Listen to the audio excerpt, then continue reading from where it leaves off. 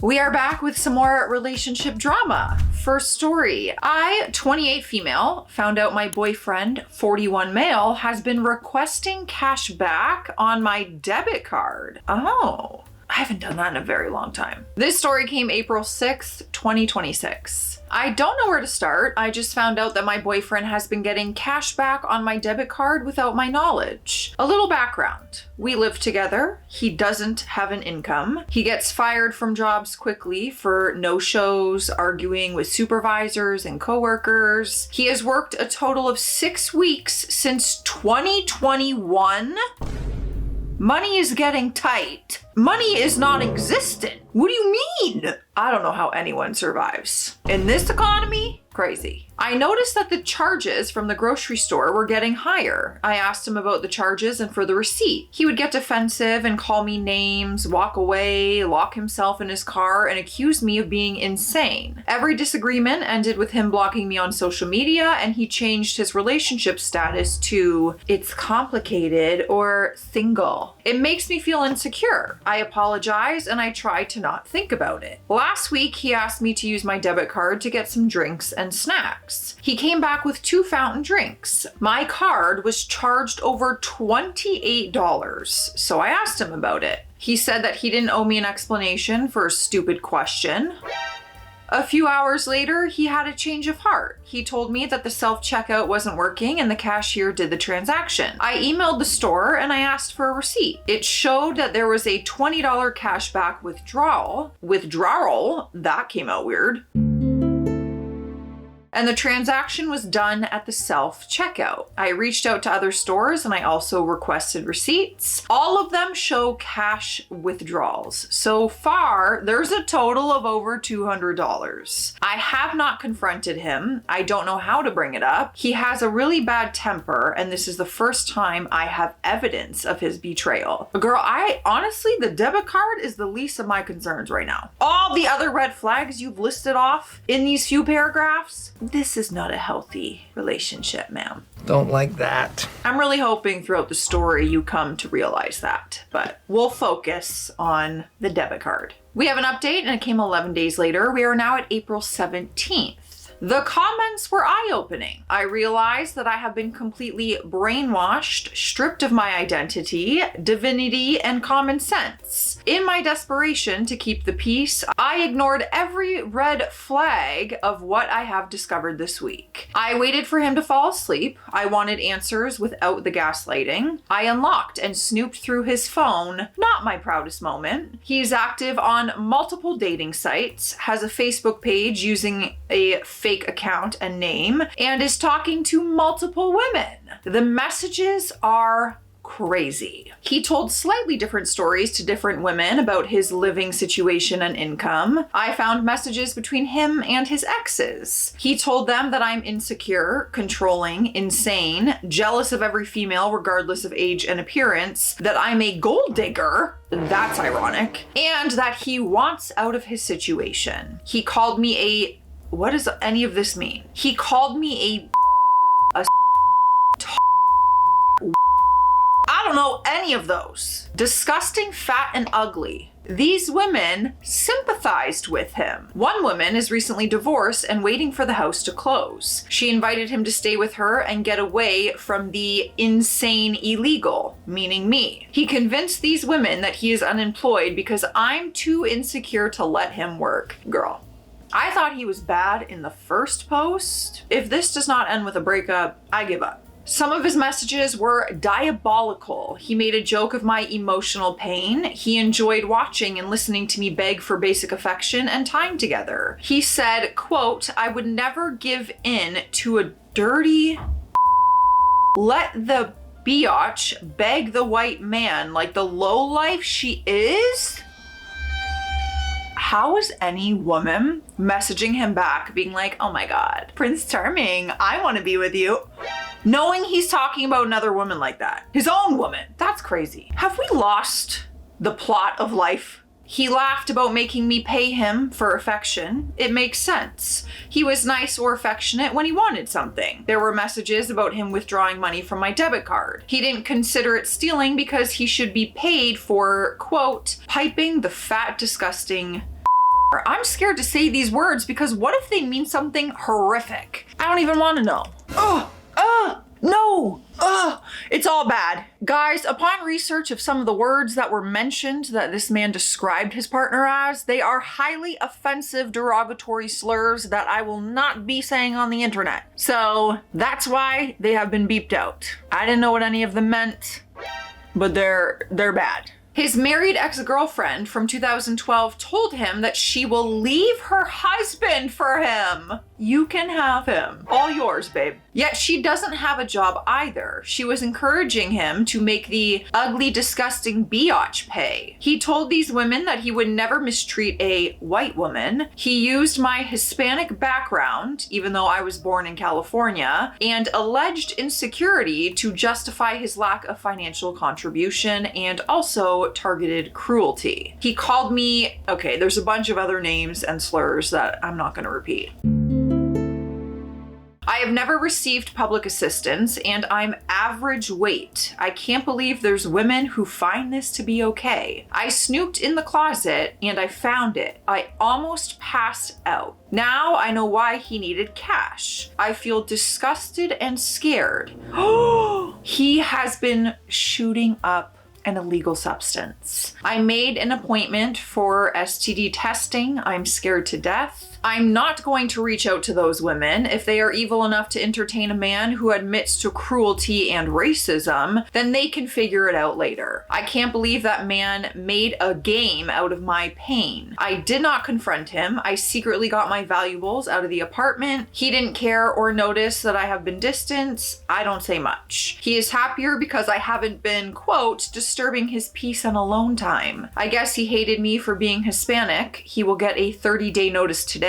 My property management is taking responsibility. Needless to say, staying is not an option. And thank God, because I saw every red flag from the start. Worse than I could have imagined. But it doesn't end there. We have another update and it came April 18th, the next day. To everyone who mentioned that he's been stealing cash, yes, he has been requesting cash back since 2022 when I first gave him my debit card. He withdrew up to $60 on single large purchases. I work 50 plus hours a week. I thought I could trust my partner to run some errands. I was able to get more receipts. He stole $300 just last month, and that is only what I can prove. He was given a 30-day notice by the apartment property management. He changed his relationship status to "it's complicated" and threatened to change it to "single" if I don't find him another place before the 30 days. He said that he has standards and refuses to be with a homeless biatch. He's delusional. He plans on staying with a friend, so I better find a place. He had demands for the next place. It must be at least 3 bedrooms, 2 bathrooms, 2-car garage, front yard, and backyard in a good area. I smiled and said, okay, I'll try. I'm not trying anything. I'm going home to my dad's house. Well, maybe his female friends could help him out. I'm not reaching out to these women to warn them. They will figure it out in 6 months when he hasn't got a job and they have to fight for a bathroom. Yes, he is still locking himself in the bathroom. I'm assuming he is on those dating apps or just dehumanizing me to his friends. I let him use my debit card because I really did believe that we were a team. I didn't think that a partner would steal from me and lie to my face. I didn't snoop before because I believed that he was right. I shouldn't be violating his privacy. He convinced me that his conversations with his friends and how and what he spent money on was none of my business. He is right. The relationship is going to be very complicated between him and my debit card. I didn't confront him about anything. It's better for him to believe that he's doing a great job hiding his second online bathroom life. Well, you're better than I because there's no way I'm not saying something, by the way. I might say something after I get out, once we get out of the lease, I'm settled, but there will be words. Let me know what you guys would have done in that story. We're moving on to the next story. It's titled, Am I the a-hole for lying to my partner about having kids and laughing about it?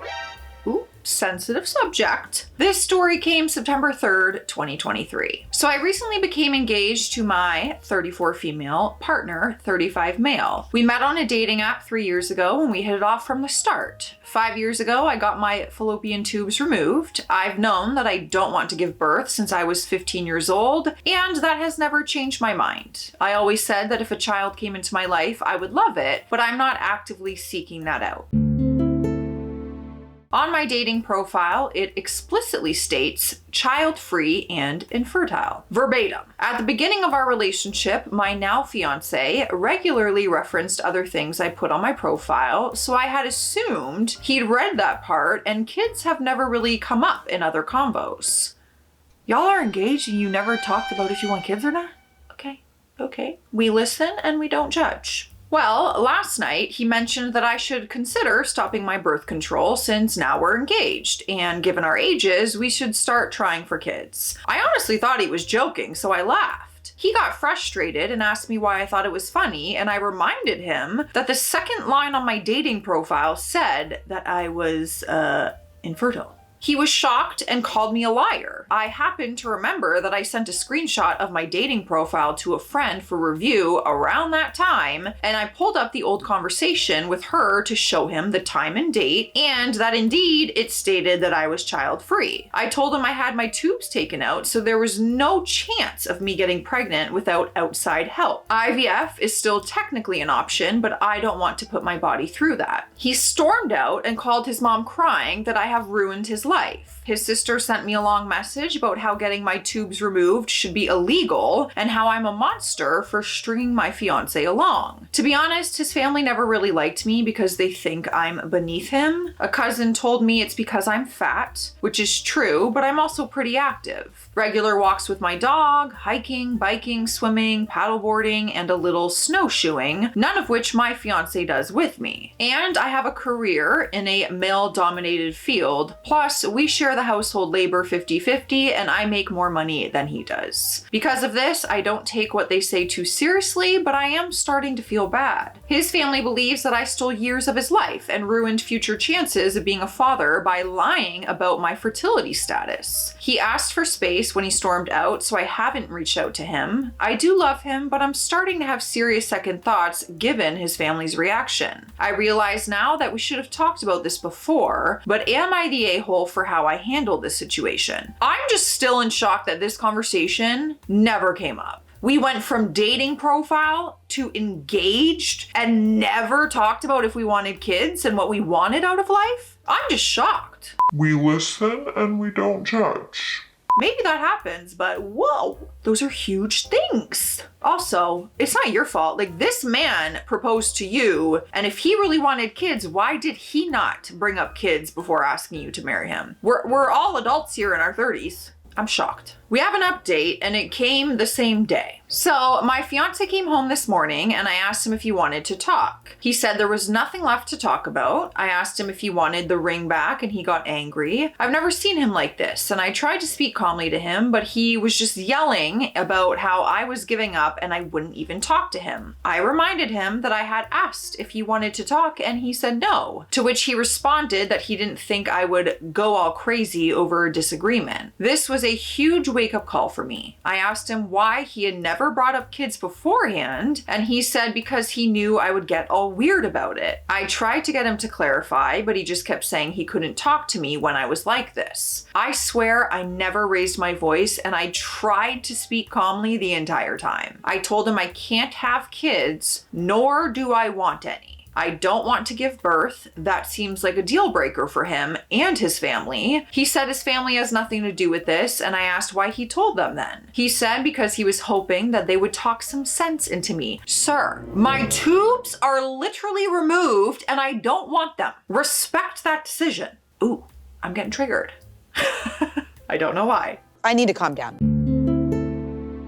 I told him I was ending the relationship and staying with my dad for the time being. This did not go over well. I'm still kind of shaking. As I was leaving, I asked him how long he wanted kids, and he admitted he never thought about it, but he knew I didn't want any. But now that we are engaged, it wasn't just about me. He also had a say in children. I told him I could physically not get pregnant without IVF, and I asked him how he expected that to work. He responded that I didn't know what I was talking about. I left after that because I just didn't have the energy to try and convince him, and I didn't want to further agitate him. When I told my dad everything, he was furious. Apparently, when my fiance spoke to him about proposing, he did not ask permission. Both my dad and I are opposed to that tradition. Just basically, he let my dad know of his plans. During that, my dad had asked him if he was okay with never having kids as I had my tubes removed. My dad says he specifically brought up my surgery and the impossibility of a natural pregnancy. My fiance told my dad that it would always be my decision. I'm thankful this happened before we started any wedding planning, but it feels like I swallowed a boulder. I know I need to be more adamant in the future about my stance on kids, and I promise I will have these discussions with future partners openly and from the start. I blocked his family from messaging me after they added me to a group message and started throwing Bible verses at me, saying that I'm a defective woman for not wanting kids. I don't have the energy right now to be petty, so I just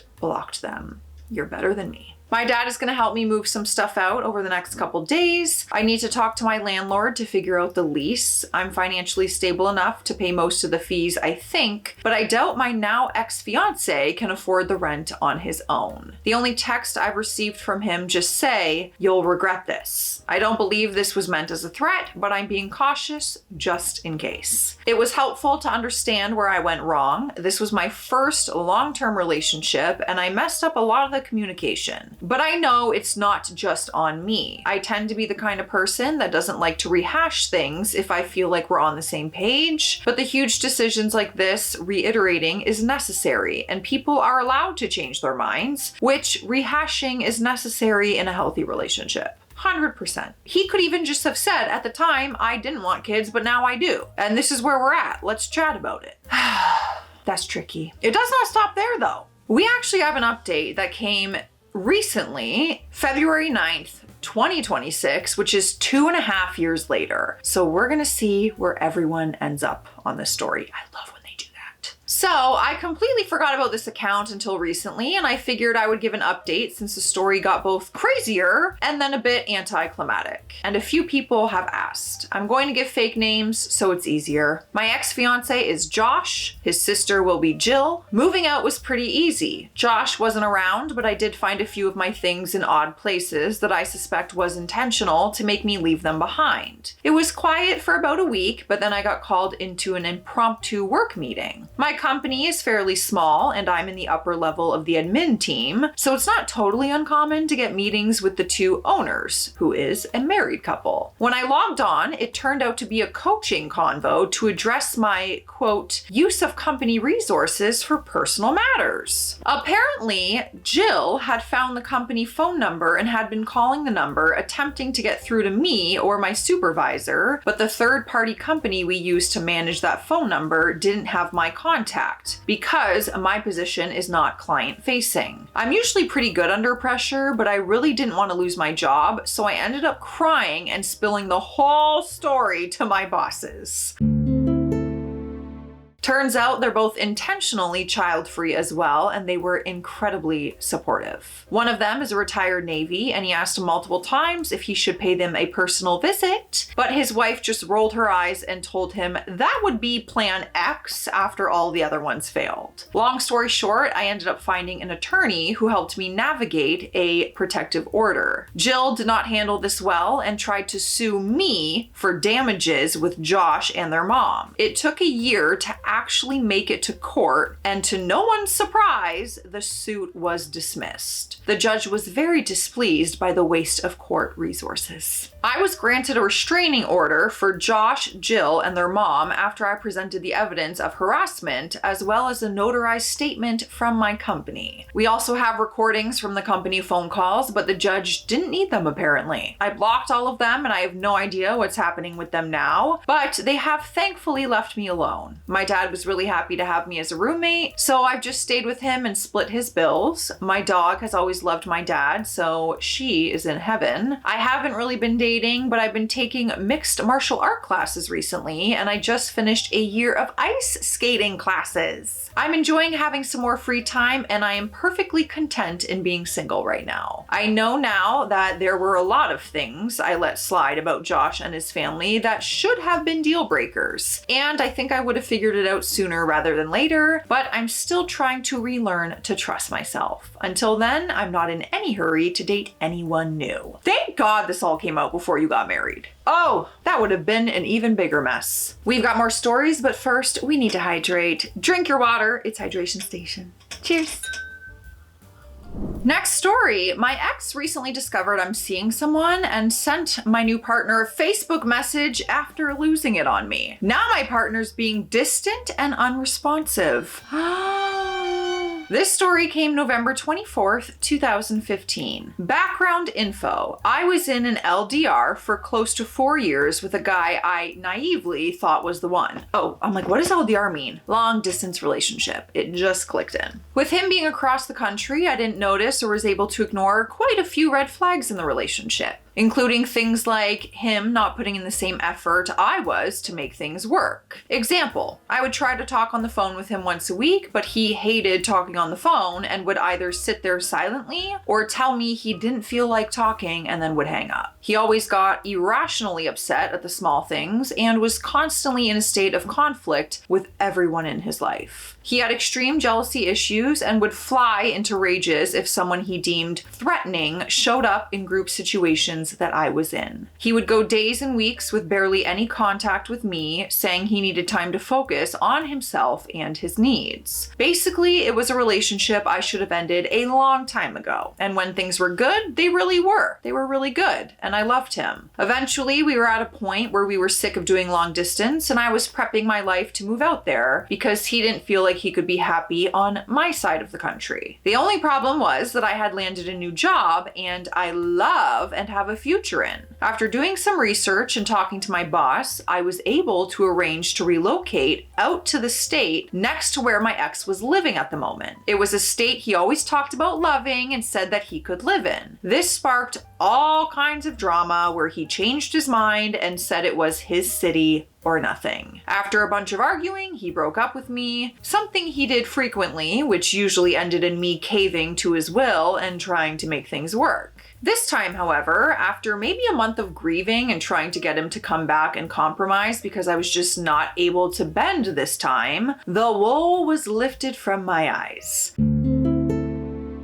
I realized how incredibly messed up our relationship was, how crazy I was being, willing to move across the country for a guy that had not made one single compromise for me in the entire duration of our relationship. This realization changed everything for me, and I stopped chasing him and started focusing on myself, my life, my hobbies, and friendships, and all the things I had neglected, trying to make things work with him. As soon as I stopped chasing him, he suddenly came back into my life and opening up about depression and anxiety issues that he had. My heart went out to him because I know he's lived through some very difficult times, and I can see and understand how all of that has affected his mental health. I agreed to try my best to be there for him as he entered into therapy and tried to work through his issues, but I was not willing to get back together. For a while, things were okay. He finally started therapy, and there were even times that I thought maybe this is what needed to happen to have a future. A problem arose during this time regarding his extreme jealousy issues. I have some hobbies that are very male-dominated, and I have a few guy friends because of it. My ex had started stalking my movements, and when he saw or even had a suspicion suspicion that I was hanging out with guys or in a situation where guys could hit on me, he would then spiral out of control. He would call me 30 times in a row. He would call me a hooer or leave me voicemails saying that I have daddy issues and that I'm seeking validation from guys that want to screw me. And then he would move on to self-harm threats if I abandoned him. It got really messy. But despite very wise friends telling me I needed to go no contact with him, I just couldn't do it. He has multiple relatives who have taken their life, and I was afraid that he really would do it, and I still very much cared about him. And once the episodes passed, he would calm down and apologize and say he was working on it, and it meant so much that I hadn't left him in his time of need. I know I was stupid, and it would have been better for both of us if I had just stopped, but I couldn't. I was sucked back into the bad cycle with him. Here's where my actual problem comes into play. I met a wonderful guy a month or so after giving up on my relationship. We have a lot in common and we have a lot of fun together. We went out on a few dates and just really connected really well. He lives a bit of a drive away, so we only see each other once a week, which has worked for me because I tend to not be a relationship jumper, and I was nervous about meeting someone else so soon. My ex, with his stalking talents, picked up on this guy almost immediately and had taken to grilling me about him all the time. I tested the waters more than once to see how he would react to my moving on, and they did not go well at all. His reaction was frankly terrifying. A combination of rage outbursts and hysterically sobbing while telling me he would harm himself and date anyone but him. So, like an idiot, I lied to him, usually by trying to avoid the topic of a guy I was seeing altogether, while encouraging my ex to get the help he needed, not to make things work for us, but for himself, because I can't fix him and he needs to find his own self-worth outside of a relationship. But when he was spiraling and demanding I tell him if I am dating, we'll call him Jake, while also saying that he will end things if I am, in those moments, I just outright lied to him. And perhaps that was the wrong thing to do, but I can't take it back. Now, Jake and I have been getting closer over the last 5 months. He had a vague understanding that I had some baggage that often involved him calling me 30 times in a row at 2 a.m., but he's been very patient and hasn't pushed the issue. We've been taking things very slowly. We haven't had an exclusive talk yet, and we've just been enjoying each other's company and our shared hobbies.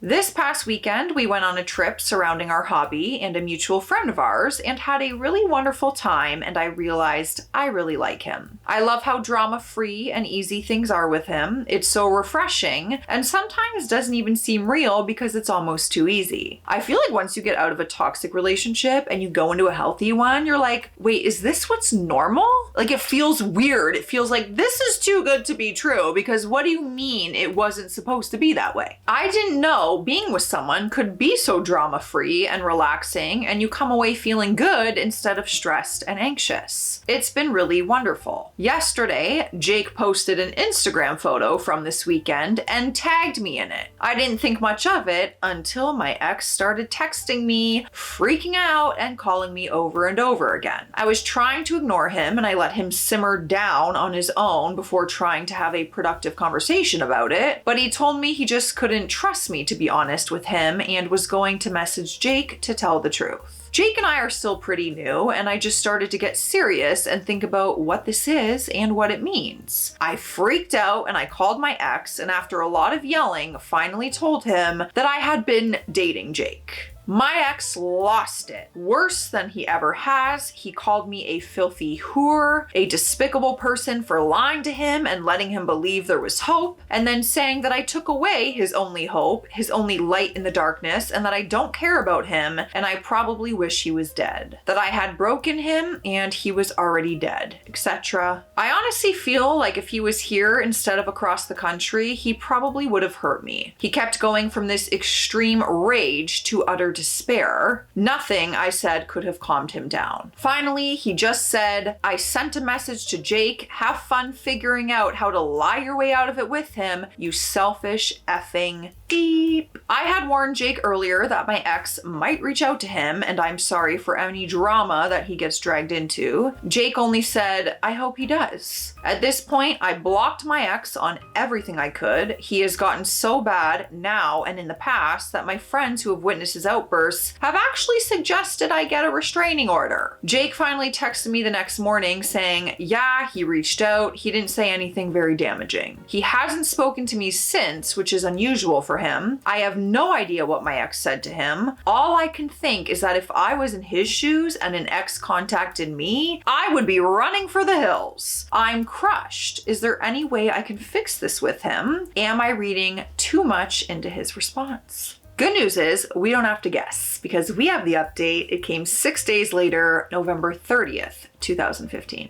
After giving Jake some more time, it became pretty clear that the ball was in my court, and I reached out to him to talk. As it turns out, that is exactly what he was waiting for. I laid out everything on the table, and I explained that I knew how I handled my ex wrong, and that going forward, he was blocked and I would not be in any contact with him in the future, like I should have done months ago. Jake didn't get into the details of what my ex sent him, but it was along the lines of I had been stringing him along and was trying to work things out with my ex while also dating him simultaneously. Jake said he didn't necessarily believe him, but it was important that he got the details about what was going on from me. He wasn't being responsive because he didn't want to pry and was waiting for me to reach out where I was ready to tell him what had been actually going on. Basically, I am dating a rational adult who values communication. I've gotten so used to walking on eggshells with my ex and trying to avoid rocking the boat that I am admittedly shaking on how things work in a healthy, normal relationship, but it is nice. Jake and I have had a much needed conversation about where we are and what we want out of our relationship, and things are good.